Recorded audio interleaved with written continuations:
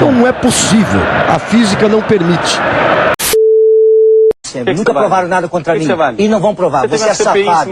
Você é moleque. Você é safado. Você é moleque, você é safado.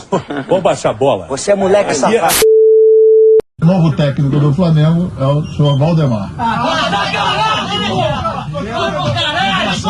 Irmão do... Por que o Valdemar, hein?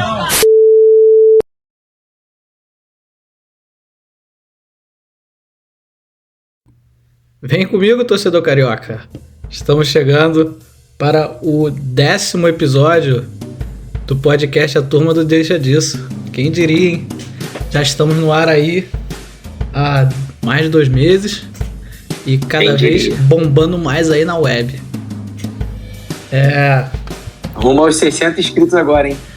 É isso aí, não, vamos ser... Deu certo, hein? O último vídeo a gente pediu a inscrição aí, conseguimos os 50 inscritos. Vamos pros 55 agora, né? Vamos ser pés no chão aqui no caso. E chegar nesse daí a 55, não deixe de dar seu like, deixar seu comentário, ativa o sininho aí, porque o YouTube entende que o conteúdo é legal e começa a espalhar aí pro resto da galera. Antes de mais nada, acho que é bom a gente já falar, antes de entrar no assunto do futebol carioca, precisamos falar de Vinícius Júnior e a covardia que ele vem sofrendo na Espanha. Não é a primeira vez,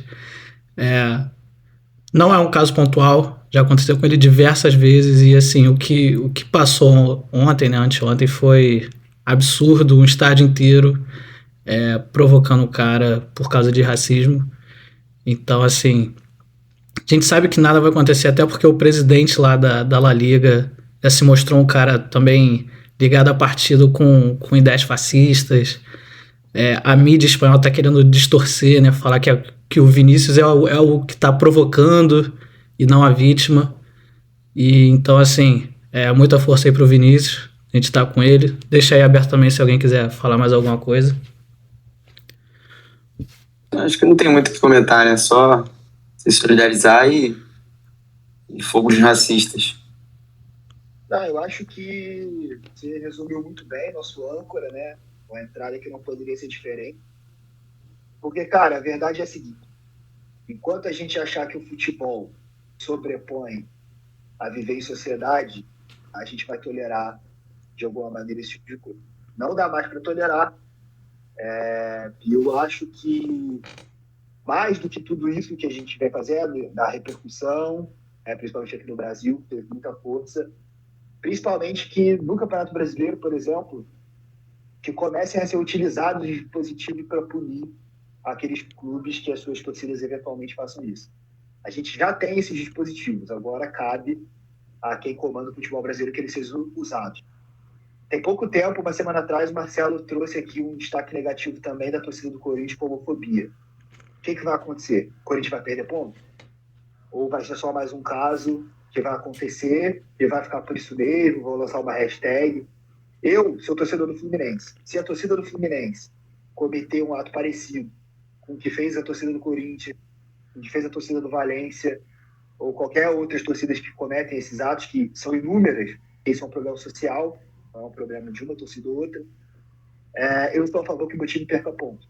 Eu prefiro que o meu time perca ponto e que isso mude de uma vez por todas no futebol, do que a gente ficar aqui toda hora debatendo um assunto que é importante debater, precisa falar, isso educa também as pessoas, mas que a gente está sempre reclamando da impunidade. O Léo falou muito bem.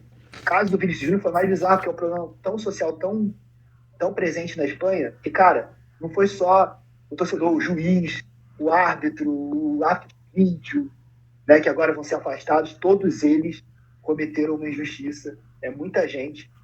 Então é realmente um problema social muito claro. O árbitro nem relatou na súmula que tinha havido nada de racismo. Depois ele adicionou um comentário depois da repercussão. Mas assim, é uma coisa que... Ele tinha uma informação, cara. Só absurdo. E que assim, é um documento contra o cara, né? Do quanto o Vinícius Júnior é um moleque foda, né, cara? Porque desde que ele chegou na Espanha, ele teve que lidar no começo com a desconfiança pelo preço que pagaram nele, e ele sido o reforço mais caro do Real Madrid pós sair do Cristiano Ronaldo. ele tinha uma cobrança muito grande. Teve caso do Benzema falando para não tocar a bola para ele, o Zidane muitas das vezes não colocando ele nem no banco, e agora o cara é o principal jogador brasileiro, né, na Europa jogando.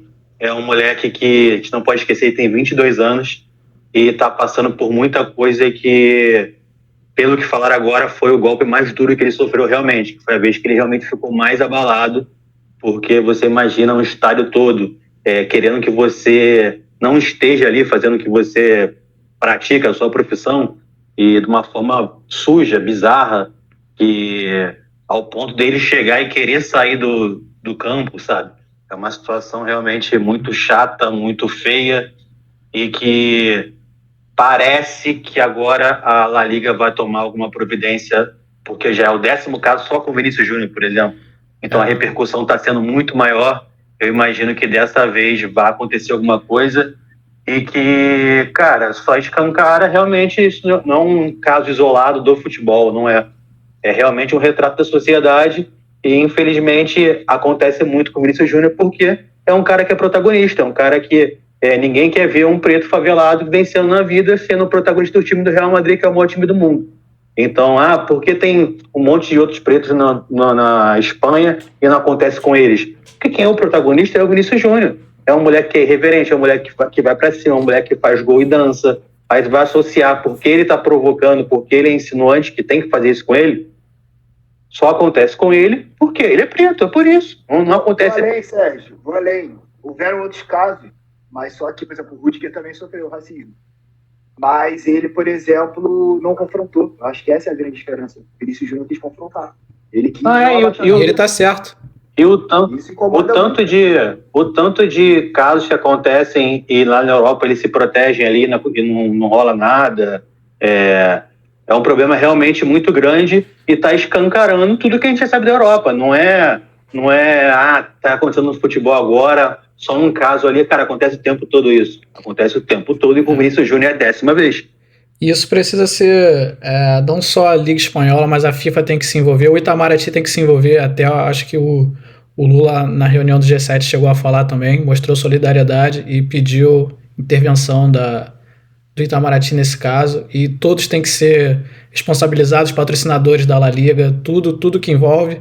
E assim, se o caso for o Vinícius Júnior não jogar mais no Real, até porque o Real Madrid também achei bem isento, assim, bem fraco. Demorou, né? Demorou e foi bem assim... só tô me posicionando porque eu tô sendo obrigado praticamente, né? Quando o cara falou assim, eu não fico mais aqui se isso continuar, e o Real Madrid resolveu agir.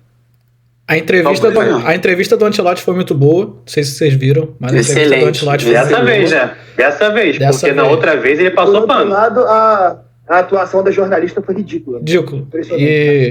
E a maioria da mídia espanhola, né? Então... que justifica muita coisa na Espanha, né? A pergunta da jornalista acaba justificando o que tem acontecido com o Vinícius Júnior. Em vários outros lugares também, inclusive no Brasil, né, cara? A gente não pode se eximir disso. O Brasil é um país com vários e vários casos de racismo. A gente já teve vários estudos aqui. Eu falo, a gente não vai sair do lugar enquanto a gente, como sociedade, como torcedor também, não aceitar que o nosso time tem que perder pontos se isso acontecer. Eu prefiro que o meu time perca ponto e que o futebol mude em 1, 2 anos e ninguém mais faça essa palhaçada do que a gente ficar todo ano aqui por 10, 15 anos discutindo a mesma coisa, porque a gente foi capaz de inventar instrumentos para coibir isso, mas a gente não usa.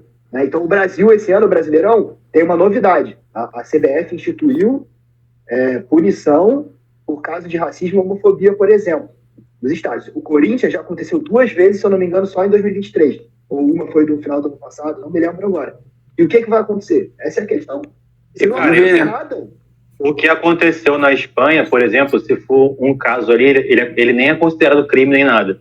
A partir do momento que ele continua a perturbar, continua a xingar, que ele é considerado crime de ódio, não tem nenhuma especificação sobre racismo, injúria racial, nada, é um crime de ódio. E quando a gente vê que... O que eu sinto falta é, o Real Madrid, por ser o maior time do mundo, é uma puta visibilidade, é a chance maior que tem possível de, combater isso. Porque se não for dessa forma, imagina se fosse contra um atleta do Getafe, do Almeria, sei lá. Mas eu acho que é a chance que tem... da Espanha, né? Esse é o problema. Exatamente. Era a chance de todo mundo sair de campo, acaba a porra do jogo. Irmão, essa situação é muito feia, é muito drástica. e requer medidas que sejam muito sérias. E nunca teve até agora. Vamos ver se agora vai acontecer alguma coisa. Enfim, fica aí o nosso recado, nossa solidariedade ao Vini. E vamos então aqui começar com os nossos destaques. Henrique, seu destaque inicial. Bom, o meu destaque inicial, além dessa parte do Vinícius Júnior, vai para o Botafogo, que continua surpreendendo a todos e segue mais líder do que nunca. É verdade. E me fazendo quebrar a cara, inclusive. Marcelo, seu destaque. Meu destaque vai para o dinizismo, né? Que eu tô procurando até agora no bolso dos jogadores do Botafogo. Eita, crise no dinizismo? Bom, o meu destaque eu vou mudar um pouco. Meu destaque vai pro gol de Luis Soares no Grenal. Não sei se vocês viram, mas...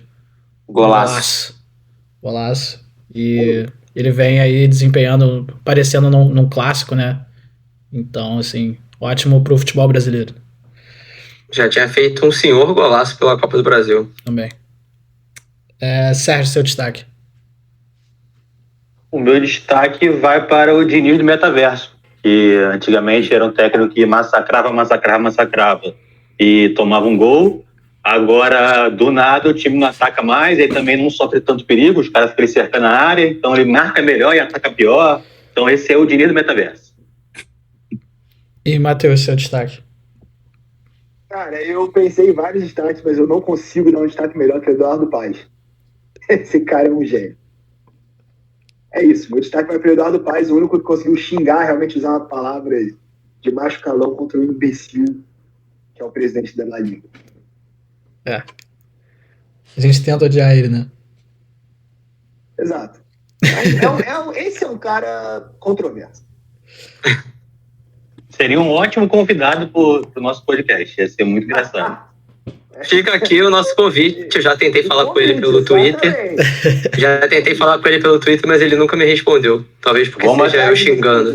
Vamos acionar o nosso vereador Siri aí, ver se faz essa ponte aí com o nosso prefeito.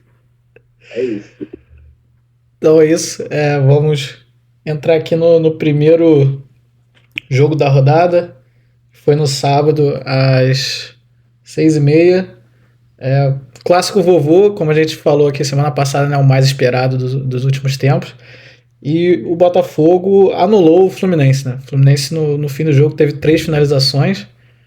O Botafogo também não teve chances claras de gol, vamos dizer assim, mas sim, teve mais volume, ficou mais no campo do Fluminense, apesar de ter menos posse de bola. E acho que o mais impressionante foi ter tirado a qualidade do Fluminense, né? O Ganso ali muito preso na marcação, o Cano nem ouviu o nome dele durante o jogo todo, e no final ali o Botafogo conseguiu a vitória merecida com o gol do Cuesta. Marcelo, para você, qual foi a sua análise e os destaques principais aí da partida? Bom, você introduziu muito bem, né, o que foi a partida. O Fluminense tinha uma posse de bola, que já é comum do Diniz. Porém, é uma posse de bola inútil, né? Que não resultava em finalização, não resultava em perigo. Tirando o começo do jogo, né? Que o Fluminense tentou e teve 2 finalizações. Para você ter ideia, sei lá, durante 20 minutos, teve 2 finalizações e depois, durante 70, teve uma finalização. Mostra o que foi a tônica do jogo, né? E embora realmente o Botafogo não tenha levado muito perigo, acabou sendo merecedor dessa vitória. O destaque para mim vai, óbvio, pro Cuesta, né, que fez o gol da vitória e vem jogando muito bem, e pro Gabriel Pires. O que esse rapaz vem jogando é absurdo, porque eu era um crítico dele ferrenho, né, e agora amo de paixão, como se nunca tivesse criticado. Então o meu destaque vão para esses 2 jogadores do Botafogo que vem jogando muito bem e ajudando o Botafogo quando... E obviamente o Tiquinho, né, que não à toa é o líder em assistências agora também do Brasileiro, e artilheiro ainda do Brasileirão. Que quando o Eduardo não tá bem, como ele não tem vindo muito bem nesses últimos jogos, sempre tem peças que compõem bem o time e também podem ser destaques, né? Não fica preso a um destaque só. Quando esse destaque não vai bem, fica ficar refém daquilo. Então meu destaque vão para esses 3 jogadores do Botafogo. Inclusive o Gabriel Pires, que eu até defendi um tempo atrás, e o Sérgio falou que era porque ele parecia comigo, né? Levemente bonito, lento e roliço. Mas... de roliço o cara não tem nada, o cara é rasgado. Henrique, você falou aí do Botafogo também no seu destaque. E o Luiz Castro agora tá surfando a onda. É o queridinho, né? É o queridinho, é o mister. Todo mundo comentando as entrevistas dele. E qual você acha que foi o maior mérito nesse jogo aí? Estratégia dele contra o Fluminense? Pô, cara, vou ser muito sincero. Eu não vi o jogo. Por motivos óbvios. Eu não vi o jogo. Mas pra mim o grande mérito dele é ele ter o elenco na mão. Ele sabe muito bem a característica de cada jogador, sabe onde cada jogador pode entregar mais. E foi como o Marcelo falou, o Fluminense foi muito bem anulado. Não tiveram nem chance de gol, tiveram essas 2 chances aí no início. O Lelê teve uma chance acho que mais pra metade do final do jogo. Mas o Botafogo anulou muito bem o Fluminense. Então, para mim, o grande mérito do Luiz Castro é ter acertado o time como um todo. Não sei se vai ter elenco para brigar lá em cima o tempo todo, mas pelo menos nesse início de campeonato, de 7 jogos, ter 6 vitórias, então é um excelente início e para mim é esse o grande mérito dele. Tu vê que a maré mudou mesmo, porque ano passado essa bola do Lelê teria entrado com certeza. Sábado, acho que foi Nilton Santos que tirou, foi aniversário dele. Quer dizer, se foi aniversário dele essa semana, ele tirou aquela bola ali. Pode ser.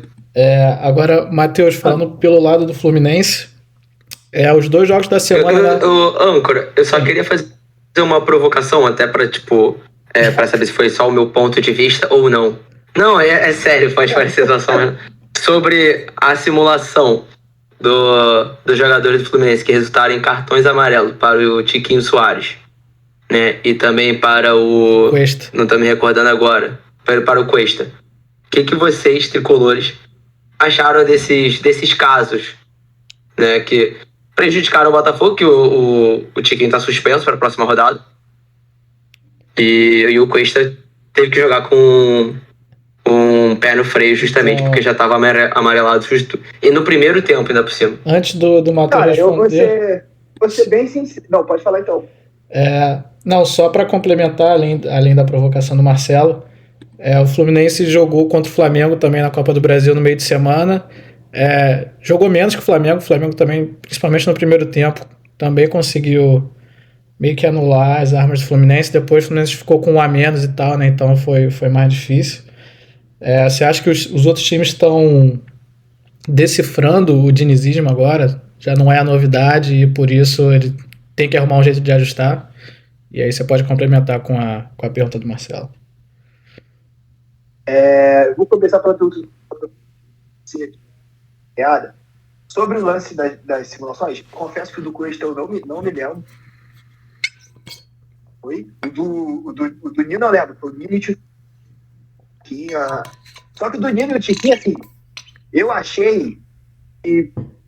Eu fiquei meio na dúvida, porque parece que a ponta do dedo do cara pode pegar. É claro que não foi para aquilo. O jogador no Brasil, cara, ele já tem essa cultura enraizada, tipo assim, cara, encostou na minha cara, eu vou, cair e vai exagerar. A minha opinião é que isso é patético.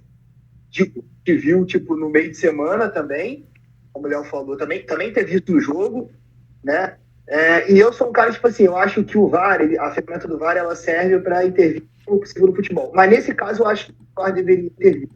Porque se não tivesse intervenção, não vai mudar também essa cultura. Se o cara não começar a ser punido mais rigorosamente por tentar ludibriar o jogo de uma maneira tão... Cara, eu não tô falando de punir o cara e toda vez que ele cai ali porque teve a mão na cara, alguma coisa. Mas dessa maneira, igual o Gabigol faz, igual o Samuel Xavier fez contra o Flamengo também, igual teve aí, agora o Gonçalo falando, cara, é patético. Eu acho que nesse tipo de lance, como forma educativa para o futebol brasileiro, o VAR poderia intervir para punir esses jogadores, porque eles não saiam de campo sem pelo menos tomar um cartão amarelo para fazer isso. Porque senão vai ficar muito fácil. O cara toda hora, eu vou, ver o lance direito, eu vou fazer aqui essa palhaçada que a gente é obrigado a comentar, as atuações assim, que deram o de Gabriel o árbitro. O árbitro já é ruim, então os caras ficam tentando enganar o cara o tempo todo, dificulta mais ainda. Sobre o jogo e sobre a pergunta do Léo,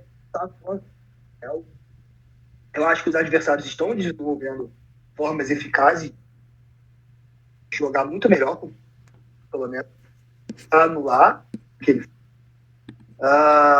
Eu acho que isso é natural. O Fluminense tem uma forma de jogar. Por mais que ele tenha variações e tal, é uma forma de jogar. É fácil você, depois de um tempo que aquilo tá andando, o time indo muito bem, é natural que outros adversários parem melhor para jogar contra o Fluminense. Isso é um problema do Diniz. Ele, como técnico, ele tem que resolver esse problema. Todos os grandes treinadores do mundo passaram por esse problema. O Guardiola tinha uma forma de jogar, Barcelona, a forma dele de jogar no Manchester City é completamente diferente. É claro, o cara vai evoluindo, é claro que, dadas as devidas proporções, ele tem o elenco etc e tal, é muito mais tranquilo para ele fazer isso, e também o Guardiola é simplesmente, para mim, o melhor técnico da história. Bom, mas ele precisa, sim, propor novas soluções. Por exemplo, no jogo contra o Flamengo fez a melhor partida sob o comando do São Paulo. Acho que ninguém duvida disso. Realmente, ali no primeiro tempo foi um amargo. Calor, o Fluminense não conseguia fazer. Quando o Fluminense conseguia fazer aquilo que ele sabe fazer, que é sair desse abafa, o Flamengo ia lá na estratégia de culpa. O Fluminense não conseguia desenvolver seu jogo. Discorda ou não da ideia do São Paulo, ele funcionou. Você pode achar bonito, você pode achar feio. A falta, de certa forma, é um recurso do jogo, tal qual a retranca é. Então, a gente pode também. Então, eu, por exemplo, não gosto. Eu gostaria que meu time jogasse para fazer falta no adversário, porque ele busca tentando o gol. Mas é uma estratégia que funcionou. O cara tem pouco tempo para trabalhar, ele vai tentar coisas que ele acha que são mais fáceis. No jogo contra o Botafogo, eu achei o primeiro jogo muito ruim. Nossa, muito ruim. Primeiro tempo específico, um negócio horroroso, ruim de ver. Tinha tempo que eu não me estressava no jogo do Fluminense, falando assim, cara, esse jogo tá chato. O Botafogo, dentro da sua proposta, tem funcionado muito bem, manteve a posse de bola dele média, joga 34, mais ou menos a posse de bola do Botafogo esperada, a média é essa, e conseguiu ser efetivo, de alguma maneira, ou pelo menos muito mais efetivo do Fluminense, e ficou muito com a bola. Então, na verdade, o problema do Fluminense nesse jogo eu não achei nem defensivo. Porque por mais que o Botafogo tenha mudado mais, teve muito chute fora da área, teve chute fora da área, 2. Teve uma cabeçada de longe do Santos e tal. Não teve grande chance de gol. Grande chance de gol no jogo foi 1-1, assim. Foi o Botafogo que fez o gol, né? E o Lelê perdeu um gol inacreditável. Pô, o cara se embolou com a bola, não sei o que aconteceu, tava meio que sem goleiro. Ele perdeu o gol. Se ele tivesse feito o gol, seria injusto, porque o Botafogo foi melhor. Não achei que o Botafogo dominou, até porque com 34 posse de bola é adversário, mas ele, dentro da sua proposta, da proposta do Luiz Castro, aquilo que o Luiz Castro viu para o jogo, funcionou bem. E eu achei que não ia funcionar, porque no começo do jogo, o Botafogo, por mais que ele tenha tentado uma ou outra, não foi uma pressão como o Flamengo fez, por exemplo. Não foi, o Fluminense conseguiu, até o meio de campo ali, o Fluminense conseguiu jogar. Aí. Só que passava do meio de campo, não conseguia produzir nada, uma morosidade sonha no ataque, falta de criatividade, e eu acho que a parte física pesando um pouco também. Os jogadores estão evidentemente cansados, o Melo saiu lesionado, 40 anos, o Ares, eu sei que ele, alguns jogos mais normal, e é isso. Eu acho que o Fluminense precisa pegar esse jogo do meio de semana para poupar, para que ele venha aí, talvez, jogar no domingo. Mas é isso, achei a vitória do Botafogo bastante justa. Acho sim que os times estão enfrentando de forma muito mais eficaz agora. Achei que o Luiz Castro foi muito bem na estratégia. Poderia ter dado errado, porque é o futebol. O Lelê poderia ter estado lá. E acho que dentro do...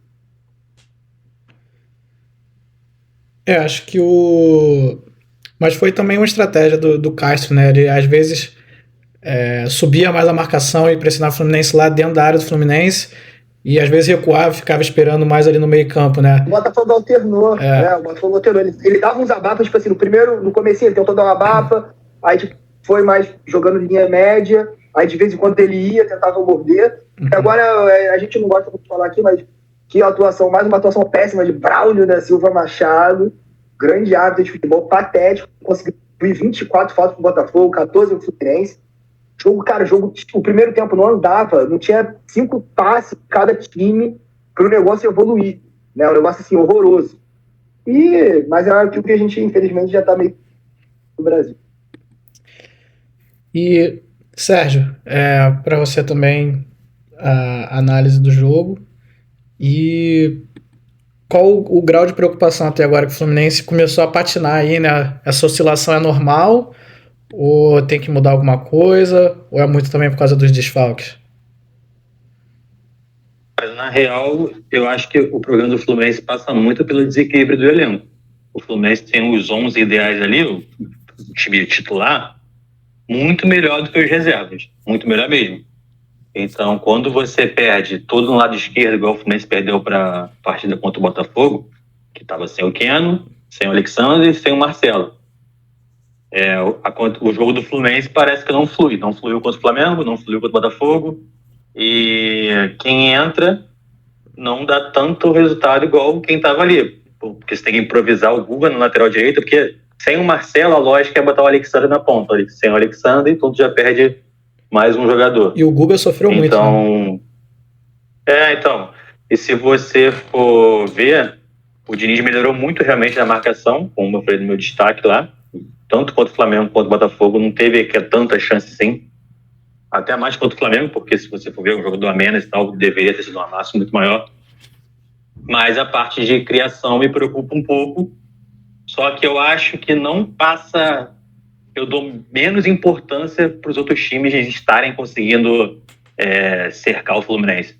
Eu acho que está passando muito mais, tem essa parte, mas está passando muito mais pela má fase do meio de campo do Fluminense. O André fez mais uma partida muito ruim, é um cara que sai pro jogo ali do Fluminense, é um cara que cria. O Ganso estava muito marcado, fez uma partida muito abaixo. E aí sem o Marcelo, que também é um cara que acaba ajudando bastante. Mas acho que o principal de tudo é o Arias, que não jogou nada, não conseguiu fazer nada.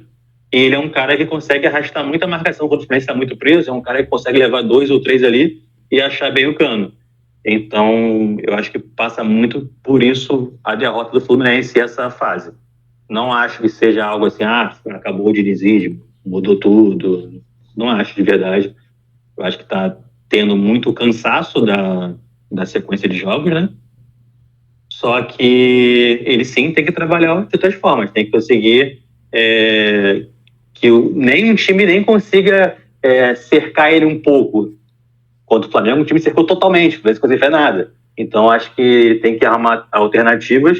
E em relação ao Botafogo, é um time reativo, é um time que joga, não faz questão de ficar com a bola, tanto que é a menor posse de bola da Série A, só que se mostra muito eficiente quando tem a bola.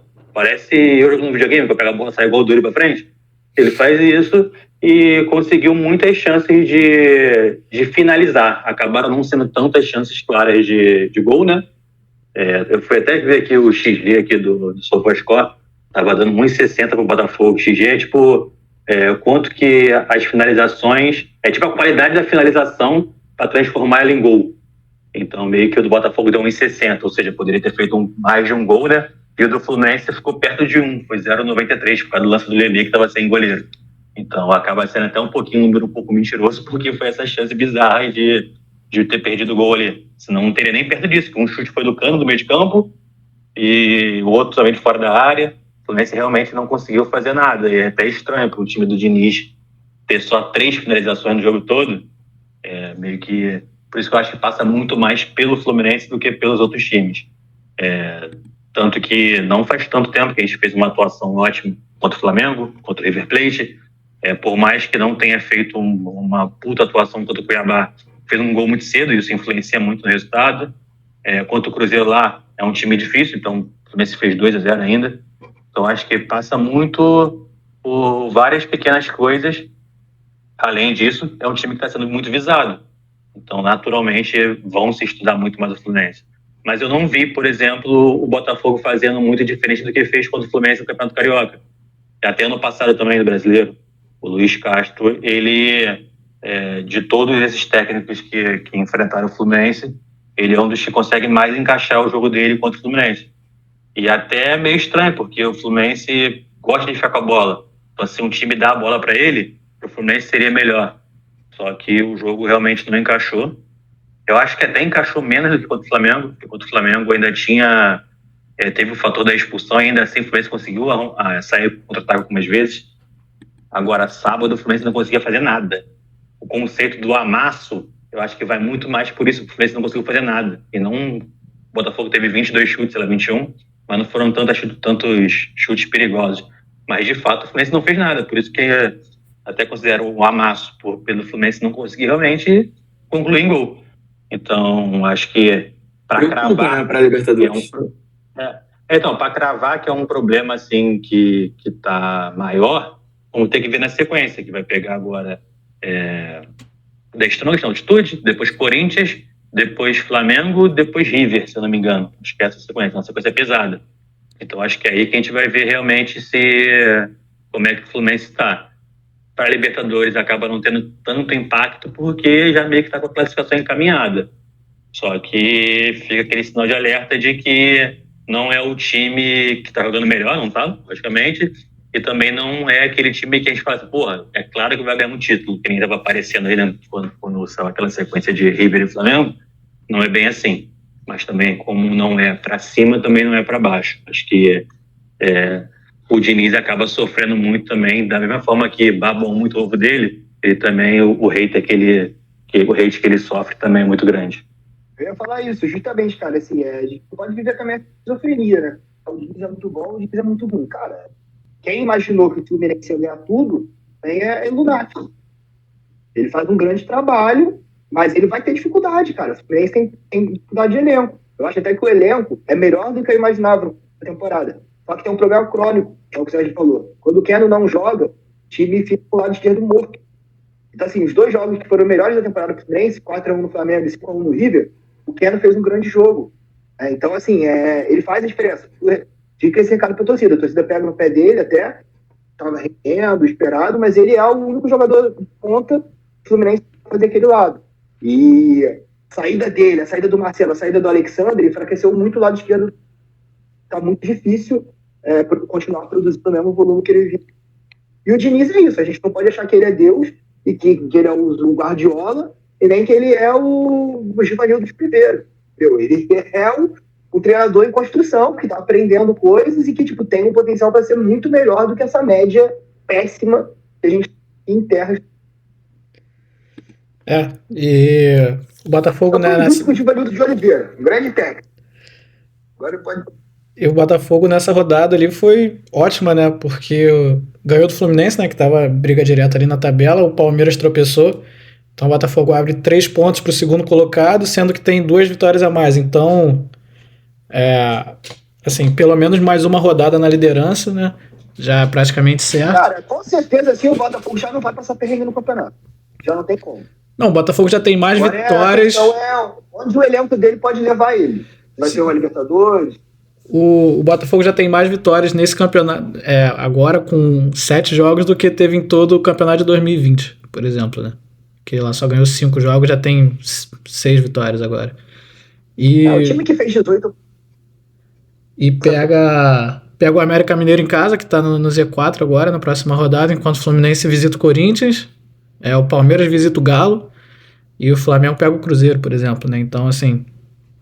todo mundo jogando entre si, o Botafogo único que vai jogar contra um adversário mais fraco, teoricamente. Né? Mas quando foi assim na outra rodada, foi a rodada que deu merda, né? Quando exatamente. O Botafogo pegou o Goiás. Exatamente. Mas e o Vasco, hein?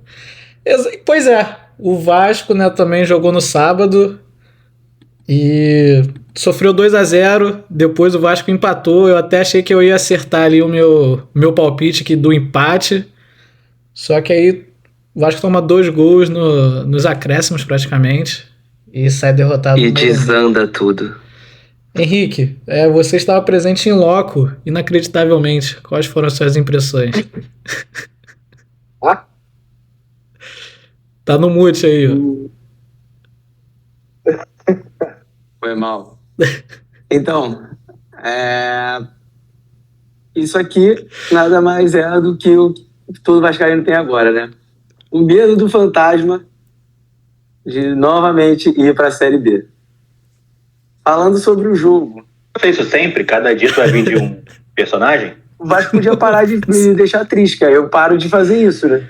Cara, eu não vou conseguir com você de fantasma até o final do Vasco, não.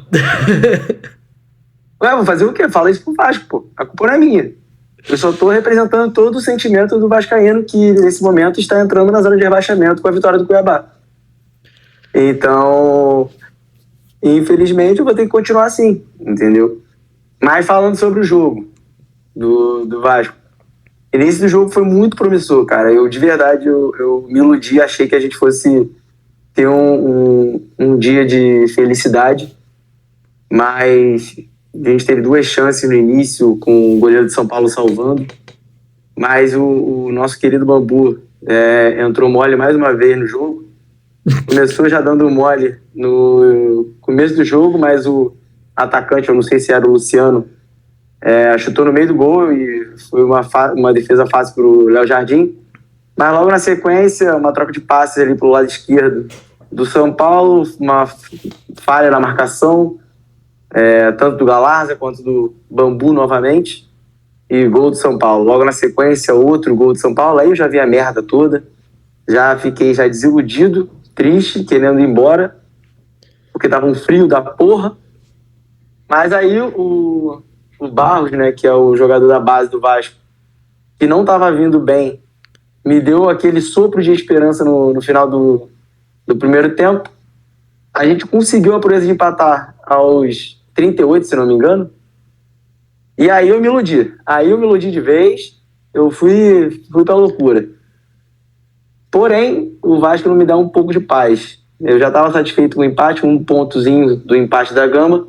Nem isso Deus me dá o prazer de ter. Porque logo na sequência a gente tomou 2 gols com mais 2 falhas, né? Do Bambu, que sinceramente eu não consigo entender. O Capasso deve ter feito uma merda gigantesca no treino para não conseguir ser titular desse time. O time dessa vez conseguiu competir, mas a gente tem um problema muito sério, cara, que a gente não tem uma defesa sólida e a proteção da nossa zaga é muito fraca. Qualquer time vai lá, quando ataca uma vez ou outra, já faz gol. Então, se é 7-7 não parar de ser 7, entendeu? Trocadilho, a gente vai cair de novo. E eu vou ter que ficar com essa desgraça dessa fantasia pelo resto do ano.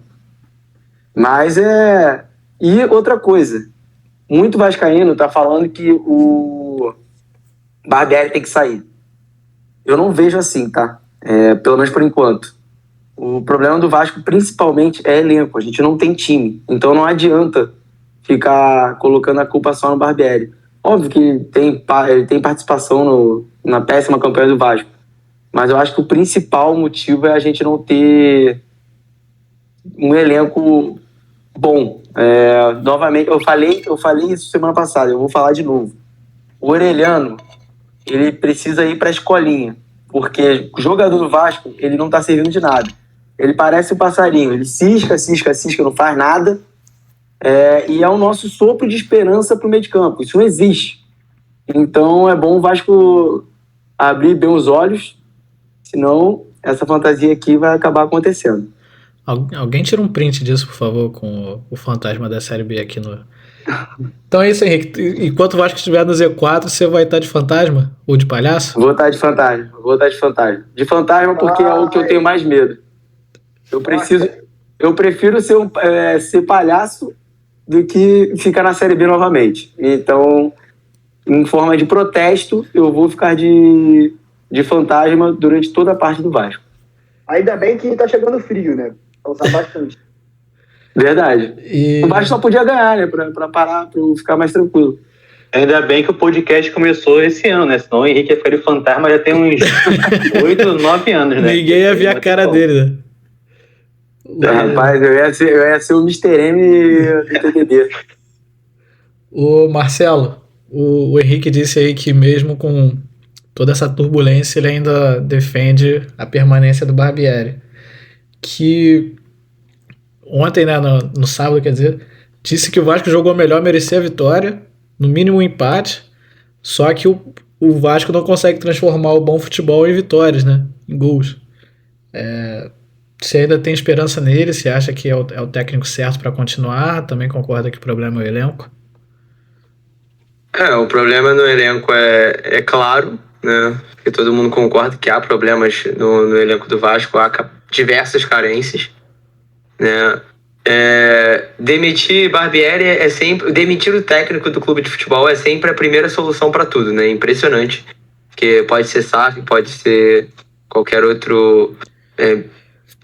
forma de politicagem no clube. Ele sempre acha que demitir o técnico é a solução, o que eu também não concordo, né? Se a gente pensar nisso, vai demitir o Barbieri, vai colocar quem? Vai pegar que nem o Corinthians, pegou o Luxemburgo lá? Deu para ver que não tá dando certo, sabe? Então tem que ser pensado direito nessa questão. É um projeto que está se iniciando no Vasco, então tem que pensar melhor. Também não acho que seja a melhor solução demitir o Barbieri agora, né?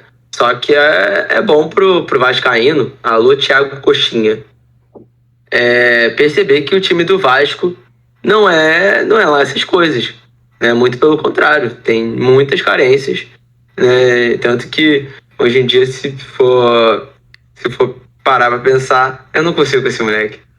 Se eu parar pra pensar, o Peck tem sido o melhor dos jogadores do Vasco, então tem que reforçar, tem que esperar a janela de julho e reforçar e ficar com o pé no chão, que a briga é essa, brigar... Meu filho, meu pé já tá no subsolo já, de tão chão que eu tô. Então, mas eu também acho que não seja a solução agora demitir o Barbieri, não. Até porque tem opções bem piores no mercado aí. Eu gostava daquele técnico português do Vasco que usava bermudinha na beira do campo. O Sapito? Pelo amor de Deus. Cara, isso daí que o Vasco foi buscar foi muito engraçado. E o Vasco agora contratou o atacante Serginho, que não é o do TDD, né? Mas que o futebol pode ser que seja o mesmo, o que é preocupante. Ou pior. Aí ferrou. Você mostra o tamanho do desespero, né, que o time tá. Contratou um maluco da Turquia, nem é dos principais clubes lá da Turquia. E, se não me engano, ele tem 10 gols em 91 jogos, sei lá, uma coisa assim. Uhum. Então, por aí mesmo. Acho que faro de gol ele não tem. Eu concordo. Pois técnico é a primeira. Tudo, isso é um fato. Como eu falei aqui no último programa nosso, qualquer treinador que tenha começado no começo do ano tem. É o caso do Barbieri também. Mas é aquilo. Se você quer a minha opinião de que eu acho que ele tem muito amor, melhor, acho que não. Mas eu concordo que se não for para a diretoria, se a diretoria do Vasco não tem uma ideia daquilo que está, uma ideia muito clara daquilo que está errado, o que o trabalho dele está, por exemplo, o que ele poderia fazer de melhor e quem poderia ser um profissional melhor para fazer isso, que ela mantenha o Barbieri. Se ela entende que o elenco está fraco ainda, que vai fazer reposição, que vai buscar jogador no meio do ano, que mantém o cara, entendeu? E depois de um ano, eu defendo muito isso. Eu acho que um ano é um bom tempo para você ver um trabalho, né, conforme o calendário brasileiro, como aquilo que ele permite. Você fica ali no começo do ano em pré-temporada e depois você vai disputar de fato. Que seja isso. Agora, realmente, se ela identificar que tem um cara de mercado entende que está buscando, que é o que está faltando no Barbieri, por exemplo, outro ponto. Não acho que eles tenham isso. Até porque as SAFs, infelizmente, elas têm sido muito ruins também, né? do profissionalismo, né? Do planejamento, porque a gente tem uma porrada de clube de SAF já, e a gente não tem balanço de nada, não tem número, não tem transparência. Então, é isso. Mais do que o Marcelo falou de buscar reforços, não só buscar reforços para gastar dinheiro, dar satisfação do que ela está investindo no Vasco, mas buscar jogadores certeiros, fazer um investimento que vale a pena, entendeu? Aí sim a gente pode falar de gestão de profissionalismo. Se for para fazer igual todo mundo faz, então eu não estou entendendo qual é a diferença da SAF em termos de profissionalismo. Exato. Perfeito, Matheus. Então, beleza. E, Sérgio, agora passando para o jogo seguinte, que foi domingo às 4, Flamengo e Corinthians no Maracanã. Voltei. O Flamengo, mais uma vez, jogou mal e venceu, né? Já são 3 vitórias seguidas no Brasileiro. E o jogo que ele jogou melhor, como a gente falou, contra o Fluminense no meio de semana, ele não conseguiu vencer, né? Então, o que acontece com o Flamengo? O que tá acontecendo lá na Gávea? Cara, dessa vez também teve... Já não tinha o Everton Ribeiro, né, que se machucou. E no aquecimento, mais um jogador do Flamengo se machucou no aquecimento. Teve o caso do Gerson, agora teve o Arrascaeta. E o Flamengo, mesmo com o Arrascaeta voltando agora, é totalmente outro time com o Arrascaeta. Então, de fato, jogou muito bem contra o Fluminense. Mas já não sei também agora se era o Fluminense que estava muito mal. Ele jogou muito mal contra o Botafogo também. Ou se o Flamengo realmente estava melhorando. Mas eu achei o time marcando muito mais à frente e tal. Sendo que o São Paulo já reclamou disso, do preparo físico do Flamengo, criticou, falou agora das lesões, que não são coincidência. Então, para ele conseguir implementar o que ele quer, ele diz que os treinos precisam ser mais pesados e o time não está aguentando ainda isso. Então, é complicado. Mas eu achei também a partida do Corinthians muito surpreendente pelo que eles estavam fazendo. Eu achei que o Corinthians deve ter feito, não olhei vários jogos, né? Mas dos que eu olhei, foi a melhor partida do Corinthians. Já tinha feito uma partida mais ou menos na Copa do Brasil, que do nada o Galo conseguiu ali encontrar os 2 gols, mas estava saindo muito bem pro jogo. O Paulinho do Corinthians, quando ele consegue ter os seus lampejos ainda de jogador, ele consegue somar muito, só que de fato esbarrou no como tu perde o gol, o Yuri Alberto e o Roger Guedes. Parece que eles competem um com o outro quem vai perder mais gol. E o Flamengo numa situação que beira, tipo assim, um cenário de filme, né? O Léo Pereira se machuca, não tem como substituir, o cara vai pro ataque para não comprometer na zaga e, acerta uma cabeçada de centroavante. Então, o São Paulo também foi muito criticado nas substituições, mais uma vez. A torcida não concordou nem com a saída do Pedro e nem na outra substituição que saiu o Pulgar e entrou o Vidal. Então, aí passa muito pelo que a torcida estava gostando do Pulgar, mas também pela entrada do Vidal, que há muito tempo não acrescenta nada no time do Flamengo. Mas é o que a gente falou já tem um tempo, cara. Não tá jogando bem ainda, tá melhor, mas não tá jogando bem, porém tá ganhando. Então, pegou uma sequência que era na sequência até que os jogos eram mais favoráveis, mas já tá o quê? Tá em 5º lugar? 6º lugar? Então, 1 ponto atrás do Fluminense. Então, já tá na disputa e começou bem, por mais que não tenha vencido o Fluminense. Fez uma atuação que lembrou os velhos tempos do Flamengo, time que marca em cima, o Fluminense tocava 2 passes, o Flamengo roubava a bola já. Acabou que quando ficou 11 contra 10, o Flamengo não conseguiu jogar muito bem. E aí passa tanto pela melhora do Fluminense defensiva, quanto o cansaço do Flamengo, que se mostra sempre no segundo tempo. Então, acredito que tem assim uma evolução já, por mais que seja pequena, pelo menos o time está ganhando agora, já mostra que o trabalho do São Paulo, ele já está pedindo reforço, o Flamengo já está trazendo aí já tinha fechado com o Rossi pro gol, né, mas já está trazendo agora o Luiz Araújo, que é um moleque que surgiu bem no São Paulo. Fazia tempo que eu não ouvia falar sobre ele, eu vi numa listinha de maiores salários das Américas, e ele estava nesses maiores salários, lá na MLS. Deve vir mais alguém pro lateral e pro meio de campo. Então, acho que é aquilo. O Flamengo consegue contratar alguém e elevar o potencial do time pela receita que tem. Mas acho que o jogo estava muito a cara de empate mesmo. O Corinthians fazendo uma atuação boa, o Flamengo não estava mal também, não achei que foi um jogo ruim do Flamengo, mas foi aquém do que foi contra o Fluminense. Aí basta saber como é que o Flamengo vai se portar agora, porque foi até o que a gente estava conversando em off, que o Flamengo fez a melhor atuação da era do São Paulo agora contra o Fluminense, e o Fluminense fez possivelmente a pior atuação contra o Flamengo no ano. E o jogo foi 0-0, então ficou tudo em aberto para o jogo da volta. Pode ser que uma eliminação do Fluminense e a classificação do Flamengo vai motivar muito mais eles agora e eles conseguirem com mais tempo entrar no prumo. Só que o campeonato tá rolando em três competições ao mesmo tempo, você não tem tempo de descanso, vai parar agora na data FIFA, que é em junho. Vai ser a única parada agora, perto, mas já vai voltar depois na mesma pegada de Brasileirão, Copa do Brasil e Libertadores. Então não tem muito tempo para trabalho. E quando você pega todo o jogo, aí isso vale para o Fluminense, vale para o Flamengo, vale para o São Paulo, por exemplo, que estão sofrendo muito com lesão. E isso, dependendo do jogador que saia do time, você já perde boa parte das características do time. O Flamengo, por exemplo, quando o Pedro saiu, o quanto que o Flamengo sentiu nos outros jogos.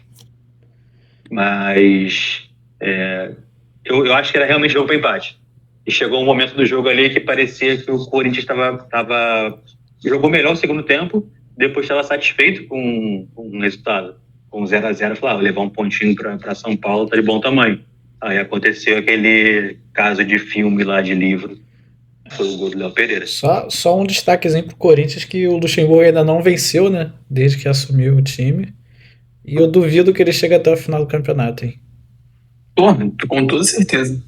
E eu acho que não fez gol ainda, né? Não, fez, Rapaz, com São Paulo foi 1-1. Ah, é verdade. Aquele pênalti Mandrake. Mas sem dúvida, assim, o jogo dele contra o Flamengo foi o melhor. Cara, o time do Corinthians foi bem melhor que o Flamengo. Perdeu gols, como o Sérgio pontuou bem, inacreditável, né? Acho que, assim, é engraçado que o ponto alto do Corinthians é o ataque. Porém, esses jogadores estão muito mal. O Roger Guedes eu não vou falar que está muito mal, porque ele vem sustentando os gols do Corinthians na temporada. O Yuri Alberto está muito mal. Muito mal. Mas esses dois jogadores, para mim, são a maior esperança do Corinthians, porque se você olha o time do meio para trás, sem o Renato Augusto, é pavoroso. Só tem o Fausto Vera ali, que é um jogador e tal. Você tem o Fagner, que é, na minha visão, ótimo lateral direito, mas é imprevisível e intente. Acho que hoje é reserva, inclusive. Não, foi pontual. Ele preferiu fazer uma linha de 3 ali, tirando o Fagner, botando o Bruno Mendes, justamente para conseguir segurar mais o lado do Flamengo. Eu não sei se ele vai manter isso, não, porque o Bruno Mendes já falou que não gosta. Não acho que ele machucou. Acho que ele fez isso para o jogo contra o Flamengo. E funcionou, né? O Flamengo, embora tenha tido muita posse, foi algo meio parecido com o Fluminense. Agora, o São Paulo também é meio esquizofrênico, né, cara? Porque num jogo ele faz 5 substituições no intervalo. No outro ele faz ele faz 3 mudanças em 3 momentos diferentes, então ele perde as outras 2 que ele poderia ter, né? Porque parou o jogo 3 vezes. E aí tem um cara machucado que tem que jogar no sacrifício, né, cara? Então, realmente é complicado entender esse cara. Cara, mas a real das 5 substituições faziam muito sentido na época da pandemia, né? Na volta da pandemia, na verdade. Então, que os elencos estavam menores e tal. Hoje, se você for ver lá na Europa, tem jogo que o Guardiola não mexe, mantém os 11 ali em campo, porque se você for pensar, se você mexer em 5 peças do seu time durante o segundo tempo, há grande chance de você mudar as características do time total, de falta de entrosamento, essas coisas. Então, imagino que na cabeça deles também passa muito por isso de que não precisa mexer em 5. Naquele dia foi pontual por conta das lesões que tiveram durante o primeiro tempo e no intervalo. Por isso que eu acho que ele mexeu aquela vez. Ele tem um calendário mais favorável também para o brasileiro. Sim, mas ele mexeu do meio para frente em quem ele achou que tinha que sair mesmo. Ele não esperava que um zagueiro fosse machucar ele no segundo tempo. Daí foi a hora que o âncora que o São Paulo é esquizofrênico, mas dele tem uma genialidade ali. E eu digo o seguinte para vocês, a minha visão sobre o trabalho dele é o Flamengo não atinge o ápice dele esse ano. Ele vai ter que fazer muita coisa para atropelar, tipo assim, o que ele, sabe, ele pegou o Flamengo muito mal fisicamente. Isso é muito complexo de você tirar essa diferença no meio da temporada. E ele já falou assim, que os treinos dele são bem pesados. Então o que ele espera que vai acontecer lesões. Ele fala, mas pro jeito que eu quero que o time fique, eu sei que isso vai acontecer, mas eu vou continuar fazendo. Basicamente foi isso. E achei maneiro que o jogo foi definido como o clássico, né? Que bagunçado pelo Vitor Pereira. Que o Corinthians foi bagunçado quando ele saiu, né? Deixou o time na mão, e o Flamengo, ele bagunçou. Tipo assim, era tudo voltado ali pro que o Vitor Pereira fez e deixou de fazer durante os 2 últimos anos. Se a torcida do Flamengo vai ter paciência, né? Se ele não Eu acho que vai ter. Ontem já chamaram ele de burro, né? Ontem já chamaram ele de burro.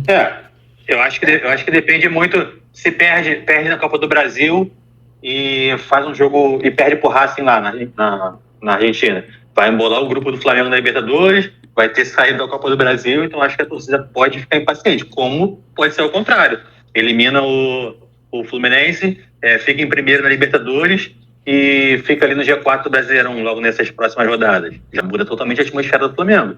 Então, eu acho que é muito realmente imprevisível o futuro do Flamengo com o Sampaoli. Cara, mas eu acho uma loucura trazer um cara desse, tá falando isso, e a gente sabe que pode produzir alguma coisa boa e você não assume que as cagadas que a diretoria fez antes impactam o trabalho do cara agora. Então ele precisa de mais tempo. Tem jeito, cara. Não, mas isso é consenso, eu acho, né? Mas aí... Você tem que ver se o torcedor vai ter paciência. Acontece isso que você falou, aí começa. Torcida, a diretoria já quer jogar pra torcida. Cara, mas torcedor faz isso. O do Fluminense tá agora, tá em cima do Diniz. O do Botafogo, quando perdeu pro Goiás e depois tomou a virada do Atlético Paranaense, já tava perturbando de novo. Cara, torcedor é assim, torcedor não... A diretoria que não pode agir como torcedor. Esse é meu ponto. Exatamente. Então o Botafogo tava em líder, aí perde um jogo lá na Arena da Baixada e quase ninguém ganha. Aí não, fim do mundo de novo, o Botafogo voltou ao normal. Porra, tá maluco. O Léo já deu os louros aqui pro John Texton, que, cara, ele manteve o Scott no período mais turbulento.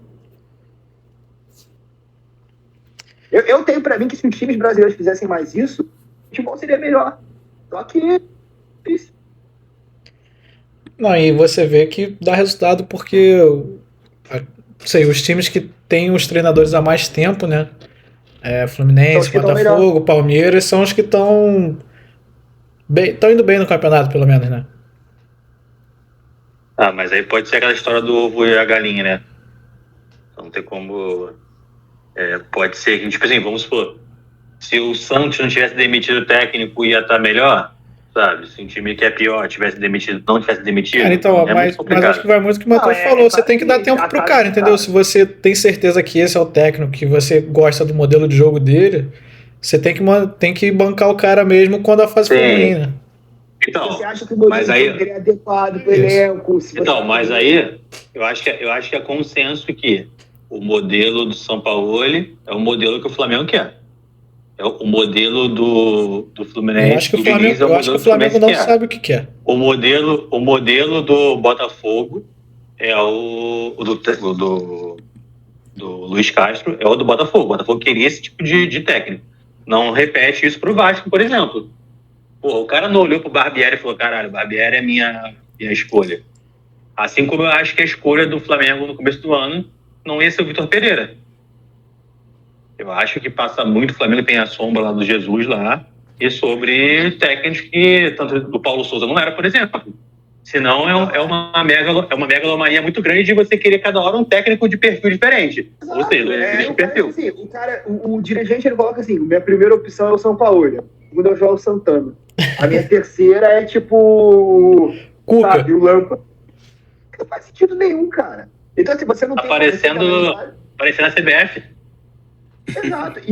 E ainda, mesmo quando o cara tem convicção, por exemplo, o Fluminense é um exemplo. O Diniz, quando ele ficou na primeira passagem, né? Que eu fui super a favor da demissão dele, o cara tava em 18º no campeonato, eu cheio de medo de ir pra Série B, é claro. Mas assim, o Mário demitiu ele sem convicção. O Mário queria que ele tivesse continuado. Não aguentou a pressão política e da torcida. E depois buscou ele no momento onde não era favorável, porque a ampla maioria da torcida foi contra a volta dele, viu? Então, assim, quando você tem convicção, só que agora, por exemplo, eu tenho que dar o mérito ao Mário. Ele teve uma convicção que eu fui contra e ele se mostrou correto. Então, é isso que a gente tá falando. Quando você tem convicção da coisa, você precisa dar mais tempo. O Vasco tem lá a convicção de que o Barbieri pode produzir mais, que deixa ele até o final do ano. Eu até acho que ele não vai produzir mais. muito mais, pelo menos. Mas que deixa ele até o final do... Entende? Se o Flamengo tem a convicção que quer o jogo do Sampaoli, que deixe ele para ele começar a temporada, etc. É isso então, fechamos aqui a nossa análise da rodada e agora chegou a hora dos palpites. O editor vai colocar aqui embaixo o nosso ranking, como é que tá. Que tá uma vergonha aí, o Z2 do nosso... Tá complicado, hein, Sérgio? Tá complicado pra gente. Vergonha por quem? Enfim. Os próximos... O nosso âncora é o famoso não fede nem cheira, né? Tá ali. Agora eu e Sérgio, cruz credo. O palpitômetro tá que nem o Campeonato Brasileiro, né? O líder é o Botafogo. Essa rodada realmente eu fui mal, mas eu tô menos preocupado com os palpites. E mais com outras coisas. Começando aqui então nossa rodada de palpites. Primeiro jogo, quarta-feira, Nublense Flamengo, lá no Chile. Acho, né? Nublense do Chile. E o Flamengo precisa ir com o time titular aqui, né? Porque o grupo tá embolado. Se perder aqui seria bem ruim pro Flamengo.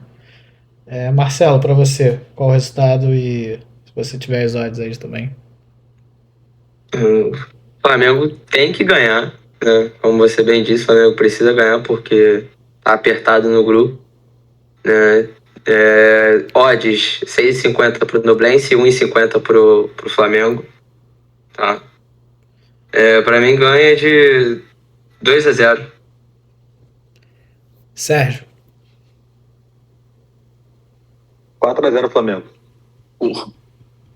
Nublense é horrível, cara, horrível. Matheus. Cara, 2-0 Flamengo. Henrique.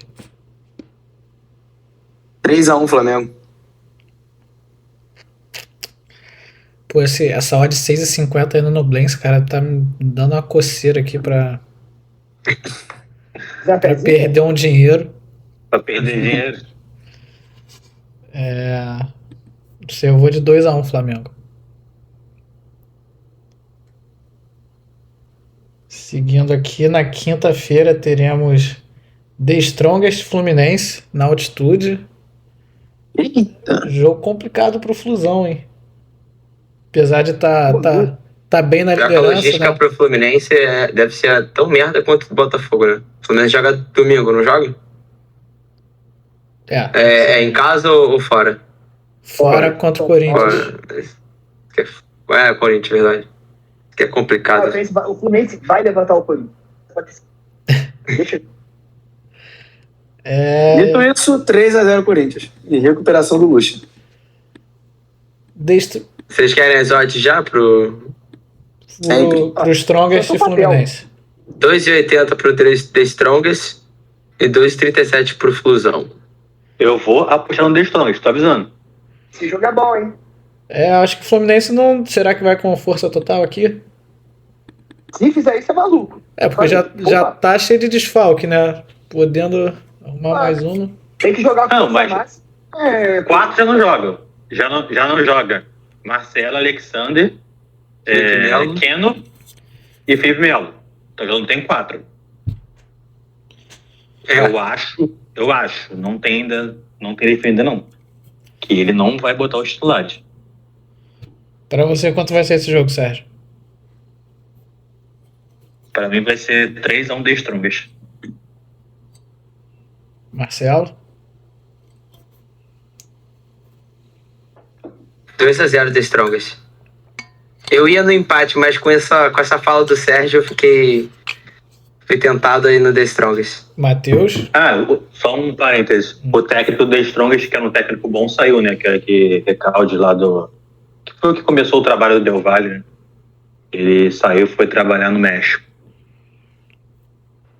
Liga Mexicana tem levado bons talentos, né? Como é que pode? Muito dinheiro envolvido. Matheus? Vence o Fluminense por 2-1. Henrique? Gostei que o Matheus foi... Vai ser, com todo o meu conhecimento, 1x0 The Strongest. O jogo vai ser 2x1 The Strongest e crise nas Laranjeiras. Eita. Pô, e esse grupo aí foi pros caralho, né? Porque vai ficar... O River foi o Fluminense. Botafogo, tá bom. Tá o Fluminense com 9, The Strongest, Sport Cristal e River com 3 cada um. Puta Imagina, se acontecer isso, o The Strongest ganhar, vai ficar 9-6, 6-3. Que o River deve ganhar do Sport Cristal, que tá todo mundo ganhando. E a próxima rodada é River e Fluminense lá, né? Não, e pela... Hoje, fique bem claro, eu, do TDD, comprei minha passagem para estar lá em loco no Monumental de Nunes, fazendo muito conteúdo para você. Dia 7/6, hein? Gostei. Loco em Buenos Aires. Gostei. Já live. Habla muito castelhano. E pra fechar aqui, já que o Vasco não joga no meio de semana, Graças a Deus. teremos César Valerro e Botafogo pela Sul-Americana. Também a viagem complicada aí pro Botafogo. Porra, pra caralho. E Marcelo, pra você, quanto vai ser? Vai ser 1x0 Botafogo. E Botafogo poupa alguém, ou Marcelo? Tem que poupar, filho. Provavelmente. Tem que poupar. Mas Eu pouparia Eduardo, eu pouparia na verdade, os o que o laterais. Luiz Castro falou é que ele vai poupar quem tiver à beira de... Quem tiver com risco de lesão. se Mas machucar, né? quem tiver Porque a assim, a bola vai pro logística é jogo. bem merda, né? Qual é a O voo é logística, pra por Lima. gentileza? A logística, você vai do Galeão pra Lima, espera não sei quantas horas e pega mais um voo pra Trujillo, que é mais Puta uma que hora pariu. de Lima. Né? Então o Botafogo ele vai amanhã, chega quarta. Acabou o dinheiro da SAF do Botafogo para fretar um avião? Uhum. É porque tem uma logística ainda pior contra a LDU ainda. E tanto que só chega no Rio de Janeiro no sábado à noite, né? E joga domingo 7 horas. Nossa senhora, comprou esse pacote na Hub? O que foi? Tá vendo? Aí o Hotel Urbano vai processar o TDD Cash. Patrocina a gente aí, pô. Coloca o cupom aí que o Botafogo tá triste aí. Quais são as odds, Marcelo? As odds são 2,8. 5 pro César Valerro e 1,65 pro Botafogo. E qual é o seu palpite? 1x0 Botafogo. Sérgio. 1x0 Botafogo. Matheus.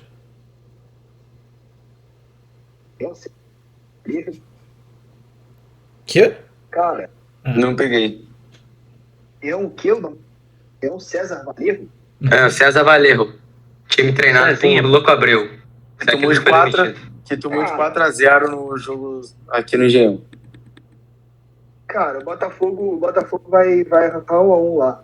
Tranquilo, reserva. Eu também acho que vai ser empate. 2-2. E Henrique?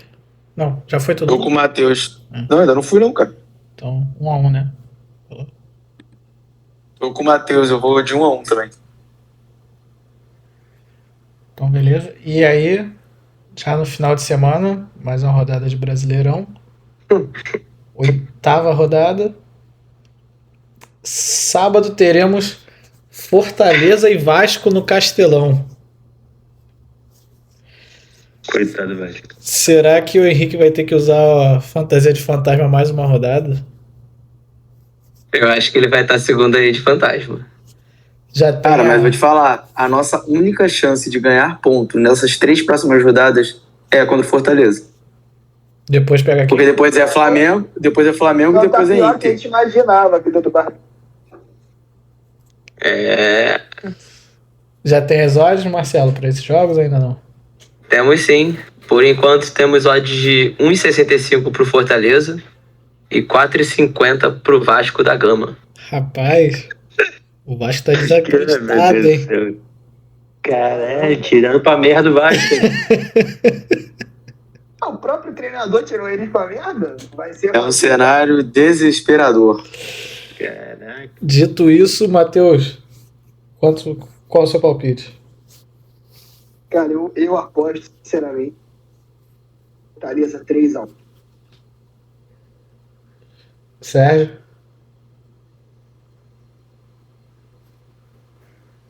Fortaleza 2-0. Marcelo? Fortaleza 3-0. Pô, eu tentei dar uma moral pro Vasco aí na última rodada, mas eles me decepcionaram. Então, vai ser 2-1 Fortaleza. Vai ser um joguinho apertado. Henrique? Tu gosta muito do Vasco, né, cara? Tu sempre faz de tudo pra que a gente consiga alguma coisa. Eu tento. Mas, cara, eu vou ser clubista, mas é porque eu tô desesperado, tá? Me perdoem. 1-0 Vasco. Depois não reclama que eu vou te passar o bolão, hein? Cara, o lado bom é que se o Vasco ganhar, eu acerto sozinho. Eu já entendi a dificuldade do Henrique. Então... É o cara demais do Vasco. Não, cara, não é que eu espero, eu tô desesperado. Eu agora tô falando como torcedor. Eu não tô falando como pessoa analisando aqui o cenário. É uma Hail Mary, né? Próxima fantasia vai ser de pânico, Henrique. É uma boa. Queremos o seu comentário aqui pra próxima fantasia, hein? Próximo jogo aqui. Também no sábado, Flamengo e Cruzeiro no Maracanã. Marcelo, temos aí os odds? Temos sim 1,61 pro Flamengo, 5 pro Cruzeiro, que continua perdendo pro Cuiabá. Gol de Daverson. Misericórdia. Davinho. Qual o seu palpite, Marcelo, para esse jogo? 2-1 Flamengo, sem confiança nenhuma, mas... Henrique? Vou usar 1-0 Cruzeiro. Das duas, uma. Ou meu irmão ele vai zerar a pontuação dele essa rodada, ou ele vai imitar. Cara, mas olha só, analisa o cenário. O Flamengo não vem jogando bem. E o Cruzeiro tá perdendo. Tá tropeçando, mas ele vem bem no geral no campeonato. E o Flamengo pode poupar, né? Ainda tem isso. Eu vou de 1-1. Sérgio? Vou de 2-1 Flamengo. E Matheus? Tem que ver se ele tá aí, né? Problemas técnicos. Eu acho que ele caiu. Vamos pular então. Provavelmente errar o placar mesmo. Pulando aqui pro domingo às 4, teremos Matheus caiu, que ele fala aqui. Corinthians e Fluminense na Neoquímica Arena. Marcelo, as odds. 2,70 pro Corinthians, 2,45 pro Fluminense. E o seu palpite pro jogo? Caraca. Vou confiar. Esse é jogo difícil. Confiar no Lucha. O que esperar do Diniz? 1-1. Sérgio? A cara do empate mesmo, né? Fluminense mal, Corinthians melhorando um pouco. 1-0 Corinthians. Henrique? E aí eu faço a reversa, né? Se o Fluminense ganhar, eu me fico feliz. Henrique? 1-0 Fluminense. Meu palpite também, Nossa. 1-0 Fluminense. Editor, voltou aí agora? Voltei. Vou dar os dois palpites. Faltou o Flamengo, não é isso? Isso, Flamengo e Cruzeiro e Corinthians e Fluminense. Flamengo e Cruzeiro, 2-1 Flamengo. Corinthians e Fluminense, infelizmente, vai levantar o Corinthians. Cara, fiquei torcendo no campeonato para o Corinthians chegar nessa fase contra o Fluminense vencendo algum. Porque, senão, o Fluminense vai levantar o disputo. Eu acho que vai ser 2-1 Corinthians. Tu vai no jogo? Acho difícil pela minha agenda, porque eu vou ter que ir pra Argentina, é muita coisa. Possível. Se eu tivesse, vocês vão ver lá em loco no PDB. Opa. Pintar um patrocínio aí do Flusão, né? te mandar pro jogo. Poderia também, poderia. Só se não tá mais assim, essa coisa. Vamos ver se der ingresso, né, pra sócio.